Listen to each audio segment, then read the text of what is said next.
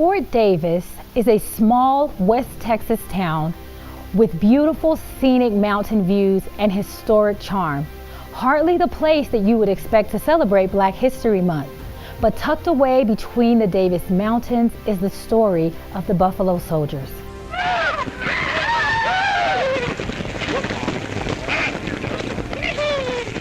The nickname Buffalo Soldiers, and this is not written down anywhere, it's just word of mouth and theory. Cheyenne, watched and studied on these soldiers, and they had started equating the black soldiers to the buffalo, the hair on the black man's head to the hair on the buffalo. But think about what the buffalo meant to these Cheyenne. It was everything. It was their food source. It was a sign of strength. What did they do with the buffalo? They used every part of the buffalo to survive. So it was actually a term of respect to these black troops. The first settlers of Fort Davis were the Buffalo Soldiers, men who broke the chains of slavery and made a commitment to serve their country in honor, with respect and dignity. They were the soldiers. They were the troops here for actually 14 years. Fort Davis was totally manned by black enlisted men.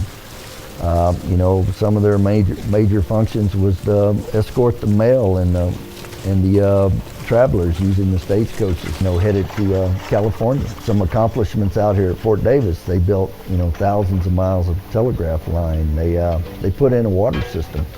They actually drilled a well and put in a steam pump and a pipeline. That some of these structures here at Fort Davis actually had running water in the 1880s, if you can believe that. Probably one of their biggest accomplishments in the Southwest was what we call the Victorio campaigns.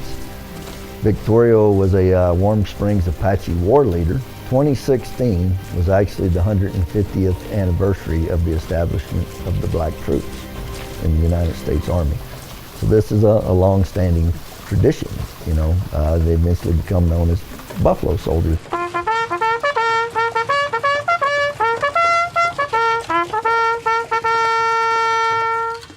Amongst these Buffalo Soldiers was 2nd Lieutenant Henry Flipper. He was the first African-American graduate of the West Point Military Academy, and from there he served as a 2nd lieutenant for the 10th U.S. Cavalry, just one of 2 African-American cavalry regiments. A message needed to be delivered from where Flipper was to where, I believe, where Grierson. It's been estimated that this was, I think, about an 85 or 87 mile horseback ride, and Flipper did this without stopping. He had 2 charges brought up against him. There was an embezzlement charge and there was a conduct charge. And Flipper's job is to be the commissary officer, basically meaning he's in charge of the food supply. After his dismissal, Lieutenant Flipper worked for the U.S. Department of Justice as a special agent and interpreter, all along maintaining his innocence as he sought to clear his name. He never got the justice he sought before his death when he passed away in 1931 at the age of 75.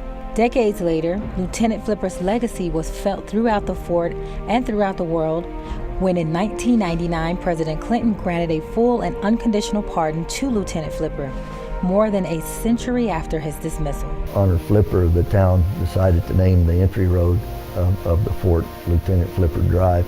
We're learning more and more about Flipper and the Buffalo Soldiers as their nickname has become more and more every day.